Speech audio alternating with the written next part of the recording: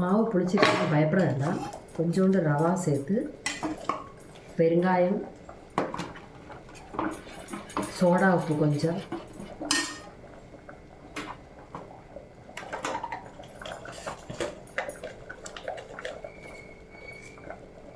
லைட்டாக சோடா உப்பு, கொஞ்சம் ஜீரகம்,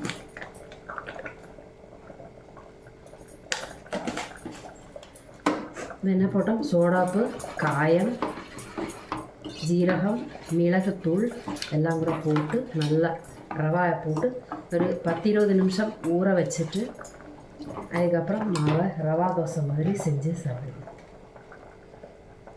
இது தண்ணிக்கு பதிலாக நம்ம கொஞ்சம் பால் விட்டாலும் போகணும். மாவில் அந்த புளிப்பு சுவாது போய் ஒரு டேஸ்டி ரவா தோசை மாதிரி நம்ம செஞ்சு எடுக்கலாம். ரவா தோசைக்கு ரொம்ப தண்ணி ஜாஸ்தி விடணும். அர்ஜென்ட்டுக்கு ஒன்றும் அது நடக்காது. ஏன்னா மெதுவாக தான் ரவா தோசை சுட்டு எடுக்கணும். இப்போ அர்ஜெண்ட்டாக இருக்கிறது நடக்காது.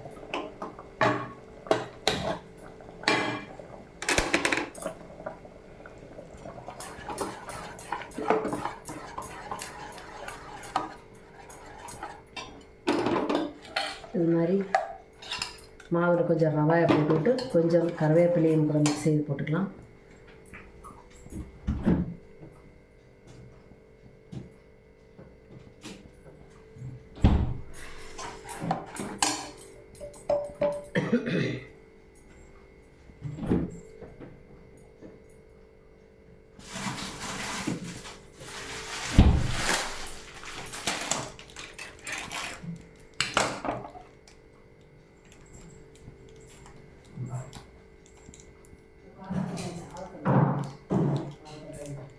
மதியானத்துக்குள்ள லஞ்சு அதை எடுத்து வச்சுட்டு அப்புறமா சாப்பிடு.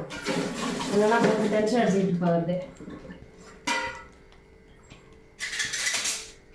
இந்த சாதம் எடுத்து போட்டு அது மேலே சாம்பாரை விட்டுரு.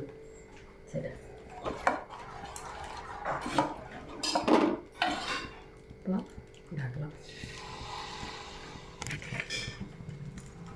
புளிச்ச மாவில் நான் தோசை வறுக்கிறேன்.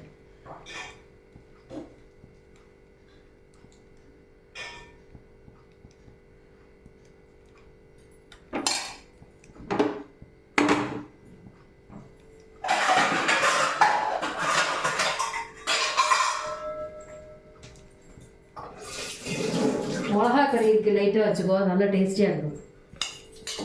இஞ்சி பச்சை மிளகாலாம் போட்டுருந்தேன்.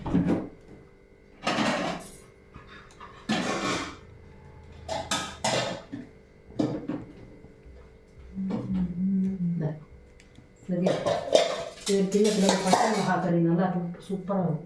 பச்சை மிளகா கறி நம்ம குஜராத்தி ஹோட்டல்ல எல்லாம் உண்டாக்குவார், அது மாதிரி இருக்கும்.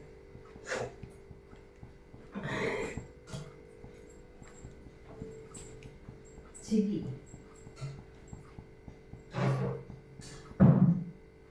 நல்லா ஸ்பூன் வச்சுக்கலாம். இப்போ லைட்டாக 2 சால்ட்டு கூட ஆட் பண்ணிக்கலாம். சால்ட் எடுத்துக்கிட்டியா?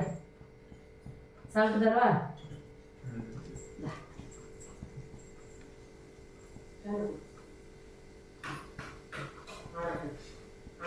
சூடோட போட்டேன்னா அப்புறம் ஒரு மாதிரி அடிக்க சொல்லு பண்ணு கொடுத்துதான் போடணும். நேரம் கொஞ்சம் பச்சை மிளகா கறி வச்சு சோறு போடுமா? கொஞ்சம் மோர் கரைச்சி ஒரு பாத்திரத்துல மோர் குடிக்கிறது.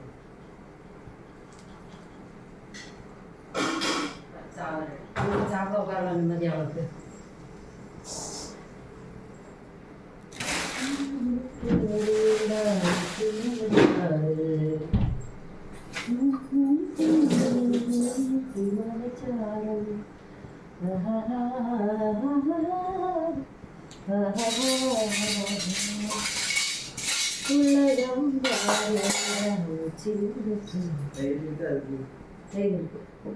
ஒரு பாத்திரத்தில் தண்ணியை வச்சு கழுவிட்டா பாட்டில் இருந்ததுன்னு நிறைய பாட்டில் கழுவி வச்சுருக்கேன்.